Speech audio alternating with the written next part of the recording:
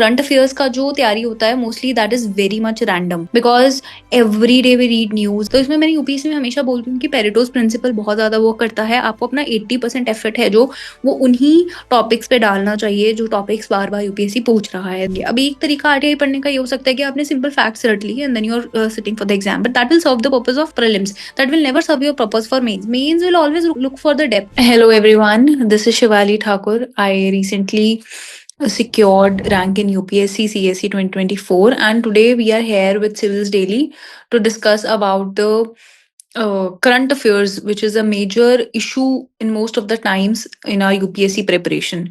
So what Civils Daily has done is that it has come up with a very unique idea for covering current affairs, and that too especially for mains. So what happens in our preparation, current affairs का जो तैयारी होता है mostly that is very much random because every day we read news, every day new news come up, and I have seen students, even myself in my initial years of preparation, what I did was that I used to write down current affairs from the newspaper. कई बार हमें कुछ अच्छे facts मिल जाते हैं, हम newspaper से बहुत ज़्यादा वो हो जाते हैं, and then we start writing them down. But at the end of the year, अब वो सारे फैक्ट्स भी गुम जाते हैं, वो सारे रजिस्टर्स भी गुम जाते हैं, and we are not able to revise. Okay, so that is all waste of time. हमारी वो सारी मेहनत है जो वो बेकार हो जाती है. So for that, for tackling that issue, today we are going to discuss that how can we cover up our current affairs in a most efficient manner, है ना. So specially we are going to do that for mains because in UPSC mains there are few certain themes. Okay, so those themes are repeated again and again, and those themes are in news most of the times. Okay, अगर simple भाषा में मैं बोलूँ तो there are certain issues which are favorite part of UPSC, and those issues are mostly in current affairs. For example, अगर हम polity की बात करते हैं तो गवर्नर ऑफिस या फिर speaker office make themes for UPSC mains, and they're mostly in news for some or other reason. Similarly, we are going to discuss one topic that is RTI, है ना. अगर हम RTI की बात करें तो RTI भी एक बहुत ही फेवरेट टॉपिक है यूपीएससी का, और यूपीएससी उससे 4-5 बार सवाल पूछ चुका है, may be more than 4-5 times. So that makes us more strategy wise, अगर हम देखें तो it makes RTI very important for us, right? So now what happens is, in our traditional magazines, हम जो देखते हैं, जो हमारी ट्रेडिशनल मैगजीन्स रहती हैं जिनसे हम पढ़ते हैं, what happens is current affairs are covered very haphazardly. एक तो बहुत बल्कि हो जाता है, covering like 100 and 120 pages, and sometimes more than that also. Every month becomes very difficult for the students, and that also very randomized. तो उस चीज को टैकल करने के लिए this magazine can be really helpful. जो burning issues नाम की magazine है by Civils Daily, right? So we have to see what we have. So like I told, we are going to discuss this topic, RTI Act, है ना. तो अब RTI Act है जो, अगर आप ट्रेडिशनल मैगजीन्स में देखेंगे, आपको हर तीसरे महीने या चौथे महीने वो आपको in the form of news provide कर दिया जाएगा. What has been the news with respect to RTI Act will be provided in the magazine. But then for covering RTI Act in a holistic manner, हमें किस तरीके से actual में cover करना चाहिए for means, that is important. ठीक है, तो वो यहाँ पे मैं आपको समझाने की कोशिश करना चाहती हूँ. ठीक है, जैसे कि RTI Act है जो, उसके मेजर चीजें आपको पता होनी चाहिए कि उसके पीछे का बैकग्राउंड क्या है. फिर which is the another act which is corresponding to that या फिर in conflict with this act, जैसे कि हमारा ऑफिशियल सीक्रेट्स एक्ट रहता है. फिर इसका पर्पस क्या है, जैसे फॉर एग्जांपल ये ट्रांसपेरेंसी का मेजर ऑब्जेक्टिव है जो उसको फुलफिल करता है ना, या अकाउंटेबिलिटी का जो मेजर ऑब्जेक्टिव रहता है. फिर ट्रांसपेरेंसी एंड अकाउंटेबिलिटी है जो, ये मेरे जीएस पेपर 2 का भी पार्ट बनती है एंड मेरे जीएस 4 का भी पार्ट बनती है. तो ये मैं आपको एक तरीका बता रही हूँ पढ़ने का, because most of the time हम बहुत कुछ पढ़ते रहते हैं बट वो हमारे एग्जाम के लिए रेलेवेंट नहीं होता है. बट मेंस में, as you have heard other toppers also saying this, कि आपको पढ़ना वही है जो सिलेबस में मेंशन्ड है, बिकॉज यूपीएससी का मेंस का syllabus is very elaborate, and these keywords you will find. RTI act भी आपको मिल जाएगा आपके सिलेबस में, ट्रांसपेरेंसी भी मिल जाएगा, अकाउंटेबिलिटी भी मिल जाएगा आपको अपने सिलेबस में. ठीक है, तो अब ये सारी चीजें जो मुझे मेरे सिलेबस में मिल गई हैं, और मुझे एक अच्छा टॉपिक भी पता चल गया है कि इससे क्वेश्चन बन रहा है आफ्टर एवरी फ्यू इयर्स, तो मुझे इसको होलिस्टिकली कैसे प्रिपेयर करना है। तो इसको हम कैसे देखेंगे? We will first look at the PYQs.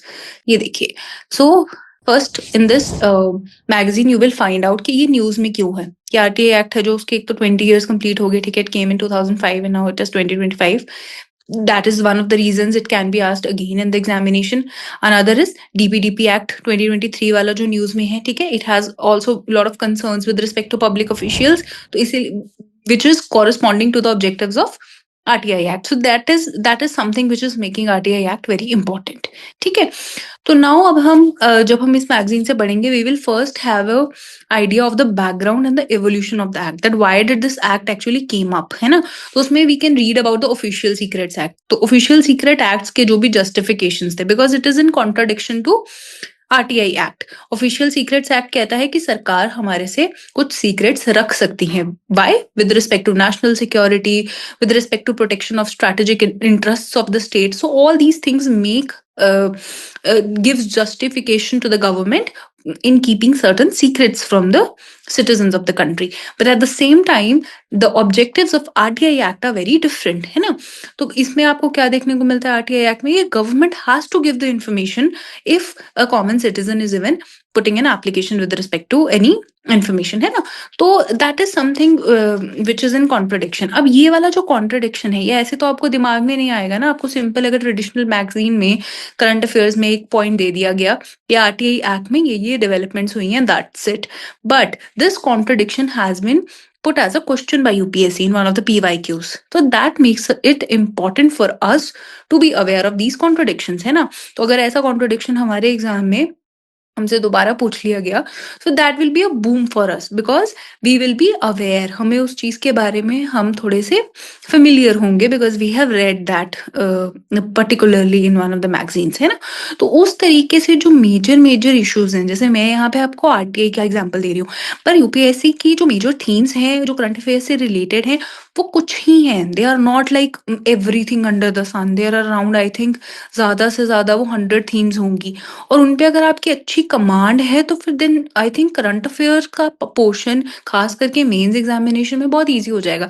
Prelims में भी ये हेल्प करेगा, है ना, because RTI act can any time be asked in prelims also.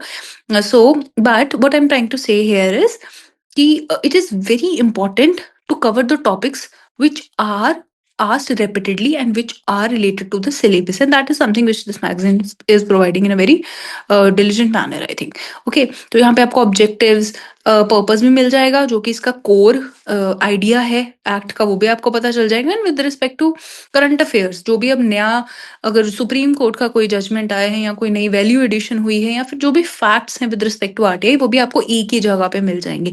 So you do not have to do the hard work of collecting different different things और different different, आपकी मेहनत इसमें बहुत ज्यादा कम हो जाएगी। This is what I am trying to say. जैसे ये मैंने आपको बताया वैल्यू एडिशन वाला, है ना, तो वो आपको एक्सपेक्टेड पॉइंटर्स के रूप में मिल जाएगा। So what you are getting over here is you are getting RTI city कौन सी है हमारी कंट्री में, ठीक है। So it is one of the cities Beawar in central Rajasthan which is called RTI city, है ना। तो इसको आप किस तरह से अपने एग्जाम में किसी तरीके से आप यूज कर सकते हैं। अगर आपको अपने मेंस में GS2 में आपको कोई मॉडल सिटी बतानी है, तो वो आप बेवार सेंट्रल राजस्थान यूज कर सकते हैं। मेंस के आंसर राइटिंग में value addition is one of the major parts which I think at this point of time UPSC is looking for, because एक नॉर्मल जनरल आंसर्स कोई भी बच्चा लिख पा रहा है जिस टाइप का इस टाइम कंपटीशन है, but what people who are clearing mains is mostly who are writing good pointers, okay, who are writing these X factor pointers कह लीजिए या वैल्यू एडिशन कह लीजिए, जो फैक्ट्स प्रोवाइड कर रहे हैं, जो अच्छे केसेस प्रोवाइड कर रहे हैं, ठीक है। जैसे अब सेकंड पॉइंट ही देख लीजिए, 60 lakh RTI applications are filled each year, so that is something which is showing the trust of people in this system, है ना। तो इस तरीके से आप अपने आर्ग्यूमेंट्स हैं जो उनको जस्टिफाई कर पाएंगे, and hence your answers will come out in a very information loaded manner, which will always fetch more marks than the other candidates. So these are few of the questions which I'm going to discuss which with respect to RTI, ठीक है। तो अब यहाँ पे मैं आपको majorly बताना क्या चाहती हूँ कि किस तरीके से RTI इज अ वेरी, मैंने कैसे इस चीज को या फिर सिविल्स डीएलई ने कैसे इस चीज को कंक्लूड किया कि RTI है जो it is a very important topic for UPSC through these PYQs। Okay, so that is an added, मेहनत which has been put by Civils Daily, जो आपको इस मैगजीन के रूप में मिल जाएगी, ठीक है? तो इसमें क्या हो जाएगा आपका कि जो टॉपिक्स या फिर जो इम्पोर्टेंट करंट अफेयर्स हैं वो छूटेंगे नहीं, ठीक है? Sometimes in the in this we get so much overwhelmed कि हम इतने सारे टॉपिक्स पढ़ना शुरू कर देते हैं, फिर एंड में हमारे पास कुछ भी नहीं होता। We don't remember things, we don't revise things and we forget the most important things या फिर मोस्ट आस्क्ड टॉपिक्स। तो इसमें मैंने यूपीएससी में हमेशा बोलती हूँ कि पेरेटोज प्रिंसिपल बहुत ज्यादा वर्क करता है। आपको अपना 80% एफर्ट है जो वो उन्हीं टॉपिक्स पे डालना चाहिए जो टॉपिक्स बार बार यूपीएससी पूछ रहा है। This is something which I think I have repeated in my previous sessions also, and that principle has been followed by these magazines। जैसे ये देखिए, पहला क्वेश्चन हम देख सकते हैं आरटीआई के ऊपर ई गवर्नेंस वाले पार्ट से इन्होंने डाल दिया। तो ई गवर्नेंस इज जीएस2 का वेरी इंपॉर्टेंट टॉपिक है ना, लिखा हुआ है वहां पे। तो ई गवर्नेंस अब जब भी मैं पढ़ रही हूँ तो ई गवर्नेंस का मुझे पता है what is e governance, okay. But in e governance next time when I am aware that one dimension is RTI, ठीक है, या फिर आरटीआई की एक डायमेंशन ई गवर्नेंस भी है, so that will open another field for me to explore and will cover one of the very important PYQs of my syllabus, ठीक है। फिर दूसरा आप देख लीजिए, जीएस2 में अनदर recent amendments पूछ लिया आरटीआई का, ठीक है। सो they have asked about recent amendments to the RTI will have profound impact on the autonomy and the independence of the Information Commission। तो ये क्वेश्चन है जो 2020 में पूछा गया था। उसी साल आरटीआई या 2019 में आई थिंक आरटीआई अमेंड हुआ था एंड 2020 में ये क्वेश्चन पूछा गया था। सो when this act got amended, everyone who was very preparing with lot of strategy and very much aware of the PYQs, उसको पता था कि ये क्वेश्चन तो बन ही रहा है इस साल, है ना। तो वो बच्चा एडेड एडवांटेज ले लेगा क्योंकि वो इसको प्रिपेयर करेगा एज अ थीम, ठीक है। So sometimes when we are new in this preparation we do not know about the favourite parts और the favourite areas of UPSC, and I think इस पढ़ाई से जो ये आप कर रहे हैं, this magazine is going to fill that gap for you guys, okay। So another question we can see, जो मैं बता ही रही थी, there is a view that the official secret acts is an obstacle to the implementation of the RTI। Do you agree with the view? Okay, so this is how you understand कि ठीक है कैसे OSA and RTI have been asked in a contradictory manner, ठीक है। तो ये मैंने आपको डायमेंशन बता ही दी थी। एक और देख लीजिए आप, क्वेश्चन नंबर 2016 में, in Indian governance system the role of non state actors has been only marginal. तो नॉन स्टेट एक्टर्स जो हमारी सिविल सोसाइटी होती है, इन्होंने उसके बारे में बात कर लिया। अब सिविल सोसाइटी का ही मेजर जो क्वेश्चन है, ठीक है, सिविल सोसाइटी का ही जो मेजर क्वेश्चन कह रही हूँ, मेजर इनिशिएटिव रहा है जिसका रिजल्ट रहा है आरटीआई, ठीक है। तो civil society organisations have basically protested for RTI and have got RTI as an act. तो it has background attached with RTI. So this is where RTI का जो डायमेंशन है एक और आपको समझ आता है कि ठीक है इसका लिंकेज है जो वो सिविल सोसाइटी के साथ भी है। अदरवाइज आप अगर नॉर्मल मैगजीन्स पढ़ोगे तो आपको ये चीज कभी भी नहीं पता चलेगी क्योंकि civil society was behind the major the successful coming of this or enactment of this act।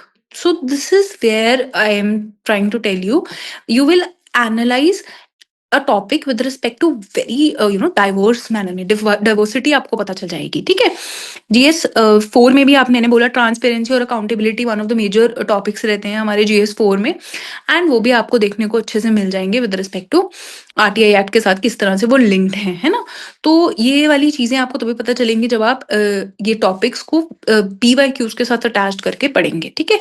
We can move next. तो इसमें हमने मैगजीन में कैसे किया है, पहले तो we have covered the basics, okay, we have told how information is the currency of democracy, and then we have told about the major static articles या फिर जो भी पॉलिटी के मेजर एरियाज हैं जो आरटीआई के साथ लिंक्ड है ना। तो इंट्रोडक्शन में हमने ऐसे बताया है। Then we have drawn some diagrams also, जैसे आप यहाँ पे अकाउंटेबिलिटी या पार्टिसिपेशन ऑफ द पीपल जो मेजर एरिया रहता है या जो मेजर प्रिंसिपल है हमारी डेमोक्रेसी का, उसको किस तरह से हमने लिंक कर कर एक फ्लो चार्ट सा बना दिया। ये जीएस 4 में ऐसे फ्लो चार्ट्स बहुत काम आते हैं, ठीक है।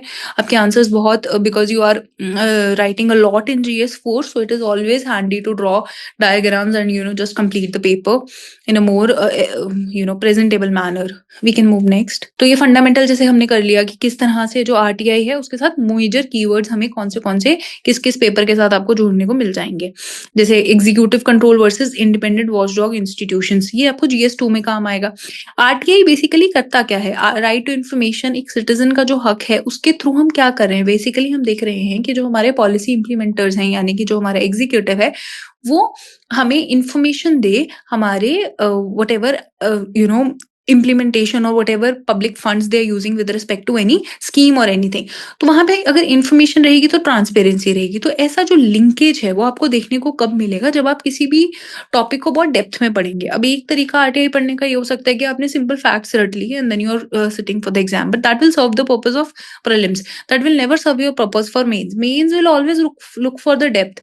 मेंस विल ऑलवेज आस्क कि किस तरीके से आरटीआई है जो वो एग्जीक्यूटिव को कंट्रोल कर रहा है, किस तरीके से आरटीआई है जो वो ट्रांसपेरेंसी या अकाउंटेबिलिटी जैसे मेजर्स हैं जो उनको इम्प्लीमेंट करा पा रहा है, करप्शन को किस तरह से आरटीआई एक्सपोज कर रहा है, ठीक है, कैसे ये प्रॉपर डिजिटल ट्रांसपेरेंसी का जो रेवोल्यूशन है ना, उसमें पार्टिसिपेट कर रहा है या उसका क्या कंट्रीब्यूशन है आरटीआई का। So all these things will never come to your mind when if you are reading just the 4-5 आपने लाइंस पढ़ ली आरटीआई को लेकर या फैक्ट्स लर्न कर लिए, that is not going to serve the purpose for mains. वो आपको कब समझ में आएगा? जब आप किसी भी टॉपिक को बहुत ज्यादा होलिस्टिकली पढ़ेंगे, ठीक है। आपकी क्रिटिकल थिंकिंग है जो, उसकी डेप्थ तभी आएगी जब आपको कोई भी टॉपिक इस तरीके से दिया जाएगा कि आपकी हर डायमेंशन पॉसिबल है जो वो खुल जाए, and you are able to think on that, and if you are able to think on that you will be able to write on that, ठीक है। So this is what I'm trying to explain over here, that how these current affairs or these major issues will help you in solving mains के answer writing. We can move next देखिए, अब यहाँ पे fundamental ही बताया है, ठीक है। जैसे अब हमने पहले थीम देख ली कि आरटीआई अकाउंटेबिलिटी का टूल कैसे, क्योंकि हमने देखा यूपीएससी पूछ रहा है कि आरटीआई कैसे अकाउंटेबिलिटी या ट्रांसपेरेंसी है जो उसको इम्प्लीमेंट करता है। So now basically this magazine is going to cover this one theme, that is RTI किस तरह से टूल ऑफ अकाउंटेबिलिटी। उसमें वो एग्जांपल दे देगा, जैसे यहाँ पे मनरेगा या 2G स्कैम को किस तरह से आरटीआई के इनपुट्स ने एक्सपोज किया था। तो वो एग्जाम्पल्स जब आपको मिल जाएंगे तो आप खुद भी सोच पाएंगे कि okay, that is why RTI is important for accountability, or that is why RTI is important for transparency. After reading these kind of things, you will be able to kind of critically analyze or see the impact of this act, या फिर or any other topic है ना। this RTI whatever I'm telling you is an example kind of thing. This is where I'm telling you how you can read a certain topic in a very critical manner, ठीक है। कैसे आप एक topic को बहुत ही critical वे में सोच सकते हैं। नेक्स्ट देखते हैं थीम 2। जैसे अब एक आपने देखा कि कैसे आया ट्रांसपेरेंसी वर्सेस नेशनल सिक्योरिटी वाला, ये हमने देखा, ये सेकंड थीम है। तो उसमें कैसे यूपीएससी हमसे क्या बात कर रहा है? इट इज बेसिकली सेइंग कि क्या सीक्रेसी आज भी जस्टिफाइड है, क्या जो हमारा ऑफिशियल सीक्रेट्स एक्ट है उसके पावर्स और आरटीआई के पावर्स को जब हम कंपेयर करते हैं तो किस तरह से इसमें बैलेंस लाया जा सकता है। That is what UPSC is basically looking, और हमारा जो एनालिसिस है इन दोनों एक्ट्स के ऊपर वो पूछ रहा है, ठीक है। तो जब आप इन दोनों को बैलेंस मैनर में कैसे बताएंगे, सेक्शन 8 को कैसे एक्सप्लेन करेंगे, वो तभी आप कर पाएंगे जब आपने उस ढंग से उसको पढ़ा है, ठीक है। वो आप just by seeing any the current issue for which RTI is news, जैसे फॉर एग्जांपल अब आपको ट्रेडिशनल मैगजीन्स में ना बहुत ज्यादा आरटीआई देखने को मिलेगा because it has completed certain amount of years, है ना, 20 ईयर्स। तो but they will never talk about these dimensions, they will just say okay RTI act is in news because it has completed 20 years, and then they are going to say the objectives of RTI Act, okay, recent things with respect to RTI Act, and conclusion, and finish, okay। They will never tell you about these dimensions which are asked by UPSC and which can be again asked, क्योंकि UPSC has this in खास करके mains में it has this practice of repeating certain themes। चलिए next चलते हैं। Another theme autonomy of information commissions, भी amendment का जो इशू रहा है, ठीक है। तो वहां पे यूपीएससी बेसिकली बात कर रहा है कि क्या इस अमेंडमेंट है जो the recent amendment, how it has weekend this institution because it has mostly done the things, tenure का जो भी प्रोविजन था या सैलरीज का जो भी प्रोविजन था, ये इसने सारा सेंट्रल गवर्नमेंट को दे दिया था, ठीक है। जिसके कारण कमीशन का ऑटोनॉमी है जो वो वीक हो जाता है। और कमीशन है जो ये इंफॉर्मेशन कमीशन है basically which is implementing this RTI act, it is basically controlling the executive। now executive via amending the act is diluting RTI का powers, है ना। so this analysis कि किस तरह से executive अपने ऊपर जो लगे हुए controls हैं उनको अमेंडमेंट के थ्रू खराब कर सकती है या फिर डाइल्यूट कर सकती है, ऐसे एनालिसिस आपको करने आने चाहिए जब आप मेंस में आंसर राइटिंग कर रहे हैं, ठीक है। And that will only come when you are reading in that manner, that is not going to come, है ना, एकदम से नहीं आ जाएंगे आपको। वी ऑल आर स्टूडेंट्स, खास करके जो बिल्कुल नए बच्चे होते हैं, they will, it takes years to understand, okay executive has to be controlled, and sometimes executive in the lieu of not getting much strict controls tries to dilute or weaken the controlling things, जैसे कि one of the thing is RTI and there are other certain things we all know, है ना। तो here you will get certain इस तरीके के आपको चीजें देखने को मिलेंगी, ठीक है। चलिए नेक्स्ट देखते हैं।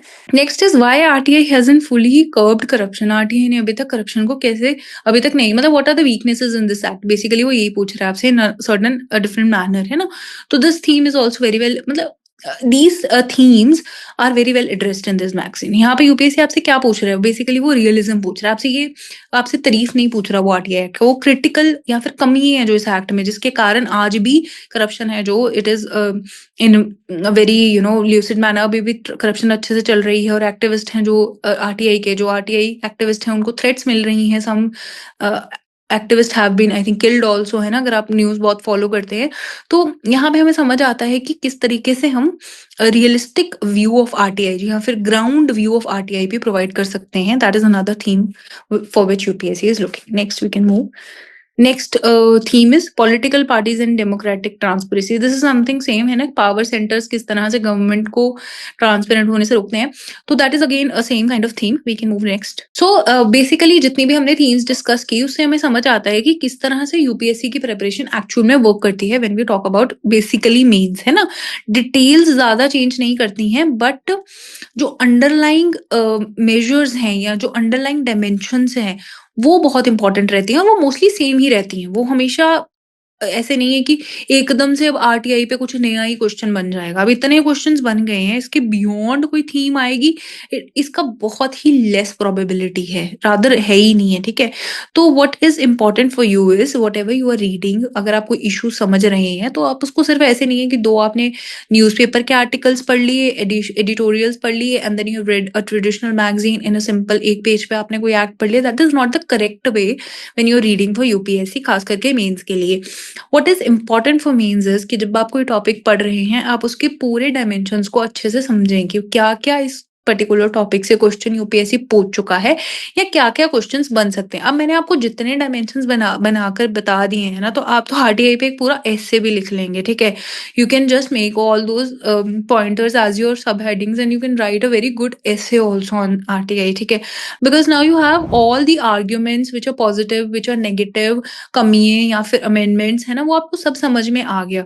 सो that is where your UPSC preparation will stand out when you going to read a topic in a very holistic manner, है ना। ऐसे नहीं है कि आप एक दिन आरटीआई पढ़ रहे हैं, फिर 4 महीने बाद आपको फिर कोई आर्टिकल मिल गया, फिर आप आरटीआई पढ़ रहे हैं, and then you are not remembering anything at the end of the year. That will just ruin your time and your hard work, है ना।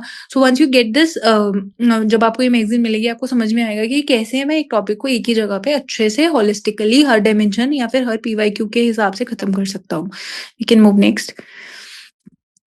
ठीक है, फिर रिसेंट जो भी डेवलपमेंट्स रहेंगी किसी भी इशू की, जैसे आरटीआई में एक्ट की, तो वो भी आपको इस मैगजीन में अच्छे से मिल जाएंगी, ठीक है। जितने भी रिसेंट रहेंगे, जैसे फॉर एग्जांपल बहुत ही ज्यादा जो न्यूज में मेंशन चल रही है, आप अभी सेकंड वाली जो है, by keeping itself out of RTI ambit why Shanti bill has raised transparency concern. अब जो शांति बिल है with respect to nuclear things, तो उसका क्या कॉन्फ्लिक्ट है विद रिस्पेक्ट टू आरटीआई, है ना। तो हमने देखा कि ऑफिशियल सीक्रेट एक्ट और आरटीआई का कॉन्फ्लिक्ट है जो वो पूछ चुका है यूपीएससी। तो अगेन हमारा माइंड खुद ही वर्क करने लग पड़ता है कि ओके नाउ शांति बिल और आरटीआई का कंपैरिजन भी पूछा जा सकता है, ठीक है।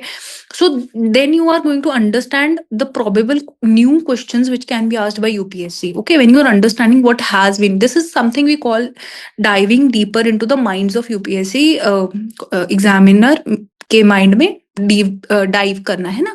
तो वो आपको तभी समझ आता है जब आप इस तरह से चीजों को एनालाइज कर करके पढ़ें, ठीक है। Next we can move. ये we have seen PYQs, we have seen next, okay. So this is how the dimensions have been covered in the magazine. एक बार मैगजीन खोलकर भी हम देख लेंगे, ठीक है।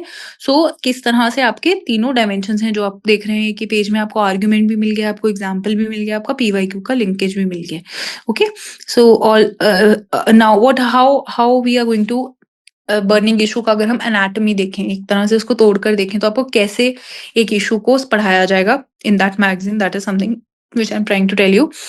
पहले आपको स्टूडेंट्स को एक नोट दिया जाएगा कि क्यों ये यूपीएससी वर्थी बर्निंग इशू है, क्योंकि there are lot of burning issues in the current affairs and sometimes we tend to read certain issues which are never important for UPSC है, and that waste lot of time. So first thing will be कि क्यों ये important है, ठीक है।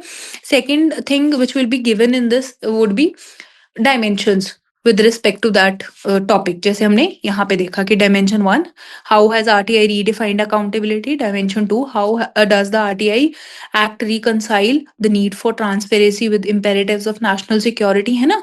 तो इस तरीके से आपको सारी डायमेंशंस बताई जाएंगे और उन्हीं डायमेंशंस के साथ ही साथ आपको आर्ग्यूमेंट्स भी आपके दिए जाएंगे with examples. That will be your kind of value addition, जो आपके एग्जाम्पल्स होंगे, ठीक है। फिर जो भी उस डायमेंशन से पीवाई क्यू आया है वो भी उसी में बताया जाएगा, ठीक है। 2013 से 2025 तक के जो मेजर आपके पीवाई क्यूज हैं उनको एनालाइज कर कर वो भी आपको पुट इन किए जाएंगे, ठीक है। And then back to basics which will cover कि ये जो टॉपिक है इसके फंडामेंटल्स या फिर इसके कोर आइडिया क्या है, ठीक है। या फिर इसका जो भी आपका फॉर एग्जाम्पल फैक्चुअल पार्ट है वो भी बैक टू बेसिक्स में आपका कवर करवा दिया जाएगा। सो this is basically the whole idea of covering a particular issue through this magazine, ठीक है। Now we can move next. अच्छा, तो एक ये भी दिया है इसमें, फिर आपका टेबल भी दिया जाएगा where by you can have your recall manners, ठीक है। जैसे आपने एक बार तो मैगजीन पूरे अच्छे से पढ़ ली, फिर हमेशा जब हम सेकंड टाइम पढ़ते हैं, इट इज नॉट, जब हम रिवाइज करते हैं, इट इज नॉट इम्पॉर्टेंट कि आप, है ना, पूरा मैगजीन दोबारा पढ़े। It is always sensible to go for recalls, है ना। और रिकॉल्स कैसे करेंगे अगर आपको टेबुलर फॉर्मेट में चीजें मिल जाएंगी, ठीक है। नेक्स्ट आ जाएगा फिर आपका ब्रॉडर इशू, है ना, whatever how these issues are relevant with respect to different GS papers, ये भी आपको प्रोवाइड कर दिया जाएगा। And then will the magazine will also be providing some space where you can add, कोई भी आप अगर न्यूज़पेपर से उस टॉपिक से रिलेटेड कुछ भी पढ़ते हैं तो आप वो नोट्स में अपने डाल लें। ऐसा नहीं है कि वो रैंडमली आप किसी और रजिस्टर में लिख रहे हैं and then at the end of the year you are not finding anything.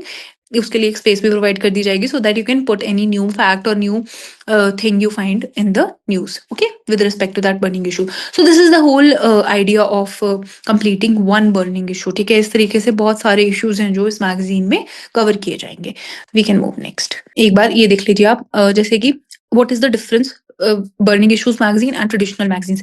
first difference which you will find is कि यहाँ पे PYQs based issues हैं जो उनको ही मेजरली आपको पढ़ाया जाएगा, ना कि कोई भी करंट अफेयर जो न्यूज में आ रहा है, चाहे वो रेलिवेंट है चाहे वो रेलिवेंट नहीं है। बिकॉज जब हम बहुत ज्यादा issues, human minds have limited capacities, okay. तो बहुत ज्यादा इश्यूज जब ट्रेडिशनल मैगजीन्स हमारी पढ़ने के लिए बोल देती हैं, so we tend to read them once but we are never able to come back and revise them, and then in whole that exercise turns into a futile one, okay। आपको and में कुछ भी नहीं उसका result मिलता है। so there the difference, one of the major difference, ठीक है। Next would B current affair issues anchoring, है ना। तो मेजरली जो भी PYQ से रिलेटेड, है ना, जो भी करंट अफेयर्स हैं उनको तो अच्छे से पढ़ाया ही जाएगा, और साथ ही साथ जो भी लेटेस्ट उसकी वैल्यू एडिशंस है वो भी आपको करवाई जाएगी, ठीक है। तीसरा हो गया depth. Depth is very important because मैंने आपको बताया in UPSC mains your critical thinking और your analysis ability is something which is going to make you write answers, है ना। And that opinion forming comes even in interview, that opinion forming comes when you have read any topic in depth. तो वो भी आपको देखने को मिल जाएगा because in traditional magazines what we gate is we get lot of information load, हमें बहुत ज्यादा इंफॉर्मेशन प्रोवाइड कर दी जाती है but we don't get the depth of the topic, okay. Next would be answer का स्ट्रक्चर। यहाँ आपके जो आपके आंसर्स होंगे वो डायमेंशन वाइज आपके आर्ग्यूमेंट्स भी प्रोवाइड किए जाएंगे, आपको वैल्यूएशन भी प्रोवाइड की जाएगी। So what burning issues magazine is providing basically is truly comparable, और या फिर आप कह सकते हैं कि जो आप एक्चुअल एग्जाम में लिख कर आएंगे, है ना, कुछ भी वेस्ट नहीं है। अगर आप वो पढ़ रहे हैं तो आपको डायरेक्टली आंसर्स मिल रहे हैं एक तरीके से मैगजीन के थ्रू। एग्जाम्पल्स की मैंने बात करी ली है, जितना वैल्यूएशन आप अपने आंसर्स में करेंगे उतनी प्रोबेबिलिटी है कि आपका रैंक आएगा, ठीक है। This is something which is very much covered in this magazines. Interlinking is something which is very important कि एक जीएस सब्जेक्ट नहीं है. जैसे आरटीआई मोस्टली लोग सोचते हैं जीएस 2 का टॉपिक है, but we have seen questions coming in GS 4 also. So that interlinking is also very important. आजकल तो वैसे भी अगर आप मेंस के पेपर देखेंगे, there are certain topics which are given in GS 3 but they are asked in GS 2. So things are linked, है ना. ऐसा तो कुछ नहीं है ना कि they are in separate tight compartments, water tight compartments में तो कुछ भी नहीं है. थिंग्स आर ऑलवेज लिंक्ड, है ना. तो दैट लिंकेज वाला जो आपका प्रॉपर एक माइंड का डॉट कनेक्ट करने वाला एक पार्ट जो होता है वो खुल जाएगा. ठीक है. And then comes beginner friendly. Beginners के लिए तो बहुत ये बेटर रहेगी, बिकॉज व्हेन वी बिकम हम ओल्ड हो जाते हैं इस प्रिपरेशन में, देन तो हमें कहीं ना कहीं से चीजें पता चली जाती हैं कि ठीक है आरटीआई में ये भी इंपॉर्टेंट है, ये भी इंपॉर्टेंट है, ये भी इंपॉर्टेंट है. But if you want to crack this exam like बहुत जल्दी, तो ये बिगिनर्स के लिए बहुत बेटर रहेगी, बिकॉज ये खुद ही सेल्फ एक्सप्लेनेटरी है. पूरा मेंस का कवरेज भी कर देगी, सारे डायमेंशंस भी खोल देगी आपके लिए. You do not have to do अपनी मेहनत, है ना. And then revision value, because at the end of the every issue you have been provided a table, recall table, है ना. तो वहां पे आप सारा अपना रिकॉल कर सकते हैं. And answer writing readiness, because it is a kind of plug and play वाली चीज, क्योंकि इसमें आपको आर्ग्यूमेंट्स दे दी, एग्जाम्पल्स दे दी, सारे ओपिनियंस फॉर्म करवा दिए, सारी डायमेंशंस ओपन कर दी. So then what else is required in a good answer, है ना. So that is where things are different from the traditional magazines. In traditional magazines, you have to think yourself. You have been just given information. ठीक है. Next we can move. Okay, so that will be the end of the session. But we can see this magazine. तो जैसे हमने अब हम magazine में देख लेते हैं जो एक्चुअल मैगजीन है. ठीक है. So this is with respect to RTI. RTI हमने बहुत एक बार देख लिया. We can move to another topic. Women in politics आ गया. जैसे for example you can see this issue. So now women in politics has been asked by UPSC. ठीक है. इसमें पीवाईक्यूज है. ये देखिए यूपीएससी आपको 2025 में आपको पीवाईक्यू भी मिल गया, आपका डायमेंशन भी आपको मिल गया. ठीक है. तो women social capital compliments empowerment and gender equity. तो now all these keywords have also been provided, PYQ has been provided and the dimension has been covered with argument plus example. ठीक है. आपको यहाँ पे डाटा भी मिल गया, value addition भी मिल गई है, और कुछ आई थिंक मॉडल भी मिल गया ना. जैसे बिहार का 1 crore Jeevika SHG women shaped governance priorities. इस तरह से आपको पूरी वैल्यू एडिशन भी मिल गई. Another dimension, how does women role in politics reshape social norms. यहाँ पे भी आपको पीवाईक्यू मिल गया. ठीक है. तो इस तरीके से हमने 3 डायमेंशन यहाँ पे देख ली. Next page. And then we have found another, अगला चीज आ गया बैक टू बेसिक्स. बेसिक्स में अब हमने सारा पढ़ लिया कि कैसे हमारा जो विमेन का पार्टिसिपेशन रहा है पॉलिटिक्स में वो इवॉल्व हुआ है आफ्टर इंडिपेंडेंस. ठीक है. तो that is something, case studies, की schemes and institutional support system. This is again a value addition which you can provide in your answers. या फिर आपको अगर सक्सेस दिखानी है तो उसमें आप बता सकते हैं कि कैसे 73rd कॉन्स्टिट्यूशनल अमेंडमेंट एक्ट ने 33% ऑफ रिजर्वेशन वुमेन करके विमेन की जो दिस पॉलिटिकल स्किल्स हैं उनको खास करके विलेज लेवल पे, है ना, एक्सप्लोर किया है. So these are all the things you will get in one place. एक ही जगह पे आपको सारा पता चल जाएगा. ठीक है. Next we can move. And then the topic has also explored the administrative and the campaign innovations, political consequence. तो हर तरीके से the topic has been analysed. And then finally tabular form में आपको रिकॉल सिस्टम मिल जाएगा. And में आपको data या फिर जो भी मेजर रिपोर्ट्स हैं ग्लोबल लेवल पे, जैसे कि ग्लोबल जेंडर गैप इंडेक्स, ये तो हम मेजरली अपने आंसर्स में मेंशन करते ही हैं. इंट्रोडक्शन हम सीधा इसका डाटा देकर वी कैन मूव ऑन, है ना. तो इस तरीके से आपको सारा जो भी विमेन का with respect to political participation का एक तरह से हम कह सकते हैं कि रेडी मटीरियल है, वो आपको इस बर्निंग इशू वाले सेकेंड टॉपिक में मिल गया. Next page. And then finally challenges, measures taken, role of SHGs and way forward. End में conclusion है and then you can add anything if you want. So this is how the topics, different topics have been covered. Next एक बार देखेंगे जैसे यहाँ पे Indian Afghanistan relations. अब जैसे अगर हम इंटरनेशनल रिलेशंस की बात करें, we talk about international relations, they are mostly asked from the current affairs, है ना. तो करंट अफेयर्स में जो भी इंटरनेशनल रिलेशन आपको न्यूज में चल रहा है, it is important, it is a burning issue, it is important for you to read also.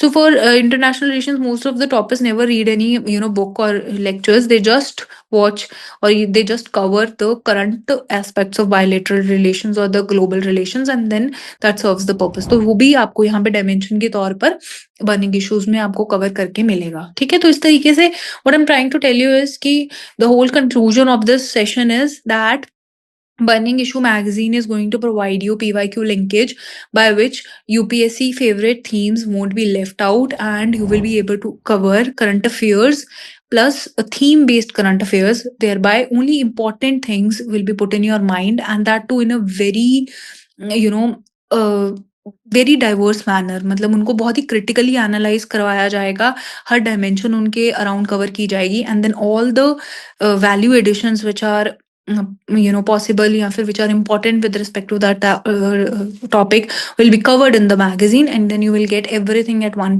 place served, and hence that will make your whole preparation very easy. खास करके UPSC mains current affairs का जो problem है वो आपका इस magazine से solve हो जाएगा. ठीक है, so that is what I'm trying to say, and you can stop wasting your time in reading newspapers and reading different bulky magazines, and you can cover things in a simple manner from one magazine, and that too which is strategically designed for UPSC. Okay, so that's all from my side. Thank you very much.